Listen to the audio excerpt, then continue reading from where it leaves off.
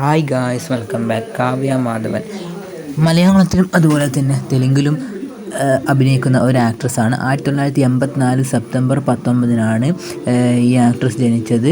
അതുപോലെ തന്നെ സിനിമാ നടി എന്നതിലുപരി തന്നെ ഒരു ക്ലാസിക്കൽ ആയിട്ട് പഠിച്ച ഒരു നർത്തകിയും ഗായിക അതുപോലെ തന്നെ ഗാനരചയിതാവും കൂടിയാണ് താരം. 1991 മുതൽ 2016 വരെ സജീവമായും മറ്റും അഭിനയരംഗത്തേക്കും മറ്റും ഉണ്ടായിരുന്നു.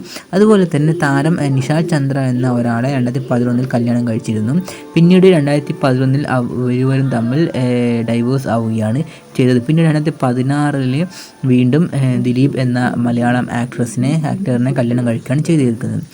കൂടാതെ 1991 പൂക്കാലം വരവായി കാലം വരവ് എന്ന ചിത്രത്തിലൂടെ ബാലതാരമായിട്ടാണ് കാവ്യ മാധവൻ അഭിനയ രംഗത്തേക്ക് വന്നത്.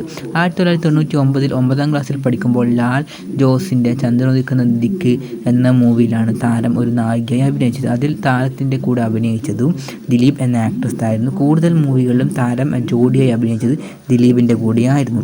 അതുപോലെ തന്നെ കാവ്യയുടെ അഭിനയ ജീവിതം നോക്കുകയാണെങ്കിൽ 1990 പൂക്കാലം വരവായി എന്ന ചിത്രത്തിലാണ് ബാലതാരമായി അഭിനയിച്ചത്. തുടർന്ന് മിക്ക മൂവിയിലും അഭിനയിച്ചത് പാവം അയവാച്ച 1994, പി വേണുവിൻ്റെ പാറശാല പാച്ചൻ പയ്യന്നൂർ പടം 1994, കമൽ സംവിധാനം അഴകിയ രാവണ 1992 തുടങ്ങിയ മറ്റു പ്രോജക്റ്റുകളും ഭാഗമാണ്. 1999 ദിലീപ് ചന്ദ്രനിക്കുന്ന നായികമാരായിട്ടാണ് താരം തുടങ്ങിയത്.